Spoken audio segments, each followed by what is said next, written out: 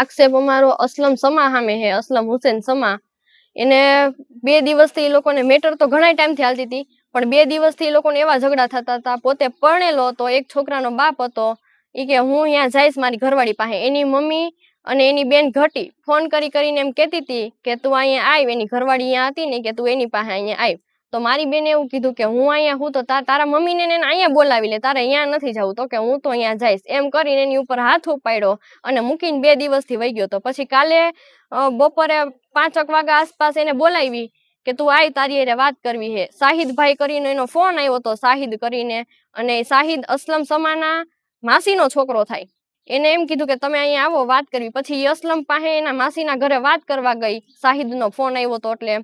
પછી અહીંયા હું વાત થઈ હું નહીં અમને કાંઈ ખબર જ નથી. એને આવીને ગળા ટૂંકો ખાધેલો હે કે એને મારી નાખેલી હે અમને કાંઈ ખબર નથી. જો એ છોકરો કાંઈ વાક ગુનામાં ન હોય, એને આ કાંઈ કરેલ ન હોય તો ઈ એમ કહે ને કે ક્યાં ગઈ નંદની, ક્યાં. ઈ ત્યારથી એનો ફોન બોન બધું બંધ આવે છે, કાંઈ ફોન એનો ચાલુ નથી. અમને એવું લાગે છે કે આને હત્યા થઈ હોય. ઈ લગ્ન નહોતા થયા, પોતે પરણિત હતો એટલે લિવિંગ રિલેશન મૈત્રી કરાર કરેલા હતા. અને જૂના નંદની આનંદભાઈ બોસમિયા એને મૈત્રી કરાર કરેલા હતા.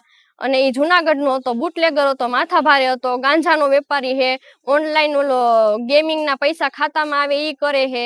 અને હથિયારોના હમણાં જેની ઉપર કેસ થયા છે. એને હું કર્યું છે અમારી બેન એને કઈ ખબર જ નથી. અગાઉ એની ઉપર એની અસલમની ઘરવાળી અને અસલમની ઘરવાળીની મમ્મી એ બે થઈ અને એને મારી હતી. એના વાળ કાપી નાખ્યા હતા, માથામાં છરી મારી દીધી હતી અને ઢીકેન પાટે ઢોરમાર માર્યો હતો એને.